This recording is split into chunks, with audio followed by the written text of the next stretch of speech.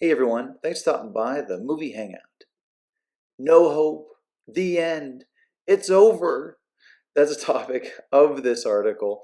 Before I jump into the juicy details of the highly anticipated The Batman coming out this coming weekend, go on over there, click subscribe, comment, like. I'd really appreciate it. Definitely want to hear your opinion on what you think The Batman is going to be like when we go see it.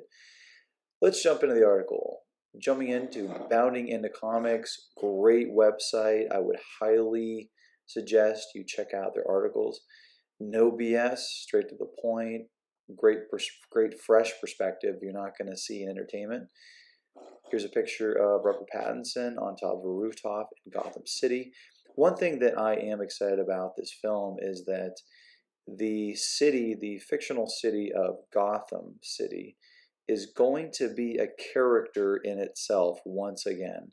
That is the one criticism that I have of the Christopher Nolan trilogy, is that Christopher Nolan used the backdrop of Chicago as well as Pittsburgh, Pennsylvania, for a lot of the filming of the trilogy. And to me, it looked just that. It looked like Chicago. It looked like Pittsburgh. It didn't really look like a separate city that we've never been to that we want to explore. When you go back to the Tim Burton films, Batman and Batman Returns, Gotham City is very unique. It's very much its own place. Same with Batman Forever, and even Batman and Robin. That film, even though it's not a good movie, the city of Gotham is very much a character in itself. And in this film, the Matt Reeves film, he is hoping to make Gotham City its own entity that has characters that we want to explore. But the Batman director, Matt Reeves, suggests he wanted his Gotham City to be hopeless, absolutely hopeless. I guess it would kind of have to be, right? To have somebody who's like a billionaire want to put on a costume to risk their life to fight crime. I mean, it couldn't be very hopeful, right? With the Batman's world premiere upon us, more and more of our questions about the film are being answered, with a few mild spoilers to go along with them. Here's a shot behind the scenes. You got the camera right here. This looks like a red camera to me, digital camera, but I don't know. They might have used film, but I highly doubt it. It looks like a digital. There's Robert Pattinson taking off the mask. He's got the eye makeup on. Kind of looks a little emo looking. It's kind of a different take.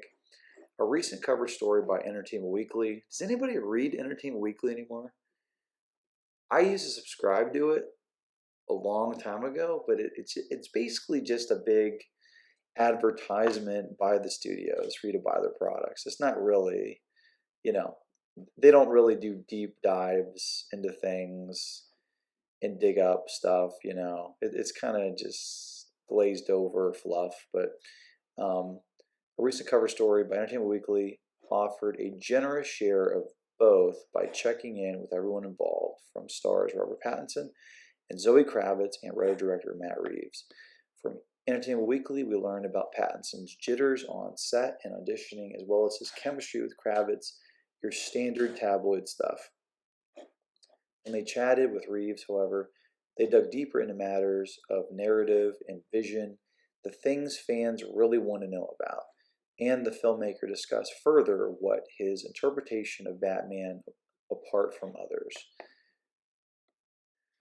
Yeah, I don't know. I don't really like Pattinson's look here. He looks kind of gaunt, pale, and thin.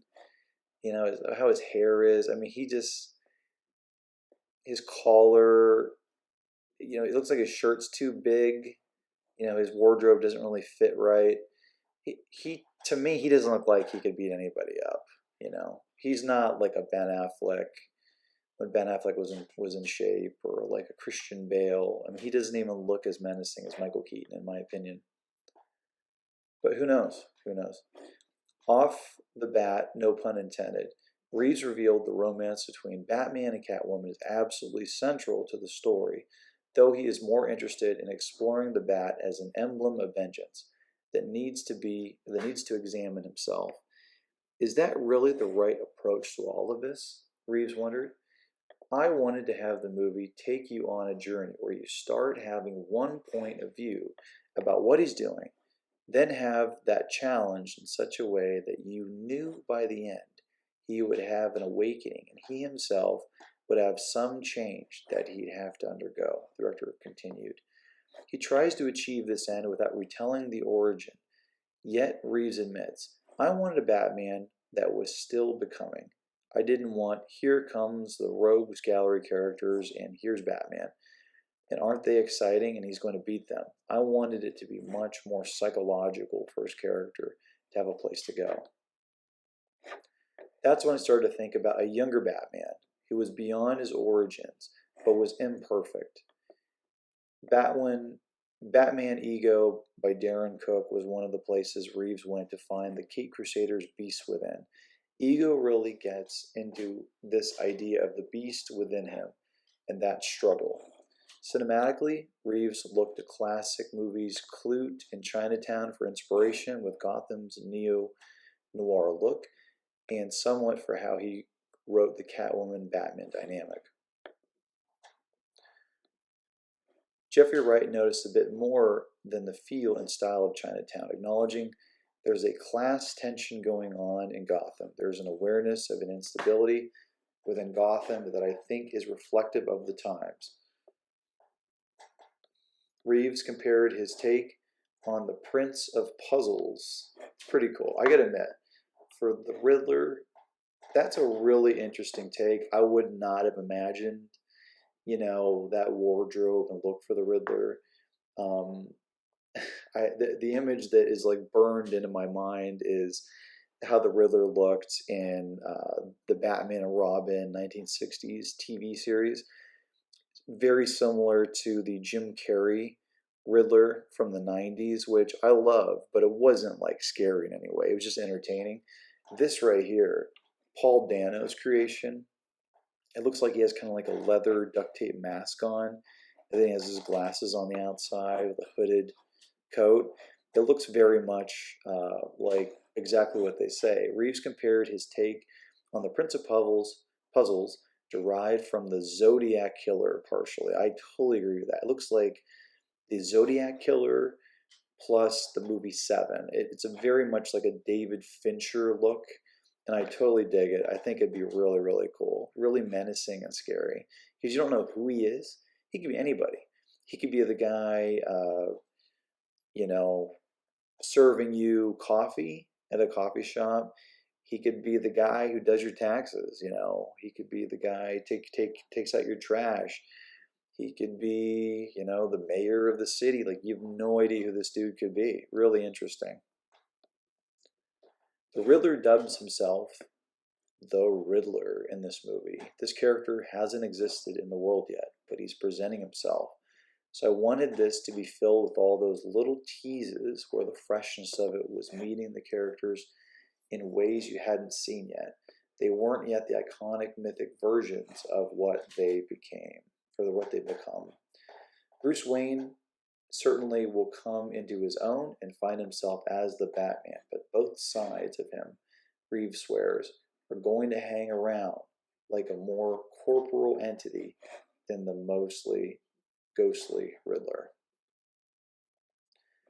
Batman or Bruce is in almost every scene of the movie, which is not the usual way these movies are done.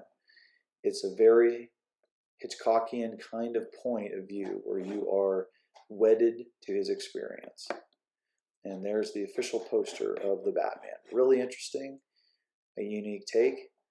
And it says here, Gotham is never going to be corrupt because it's like our world.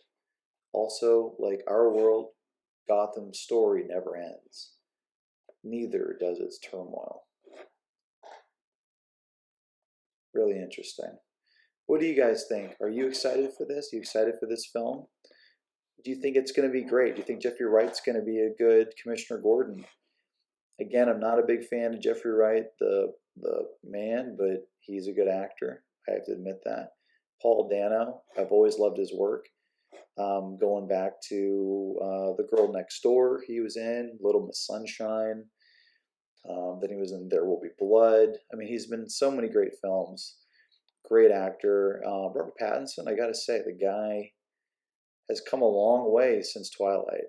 You know, I never would have expected him to be in something like this during his Twilight days, but he's really done some interesting things. He was in The Lighthouse, was interesting, and I think that this film could really, take him like to the next level when it comes to films. It's a superhero film, and if it's directed and kind of looks like the movie Seven or the Zodiac Killer, um, very interesting, really unique.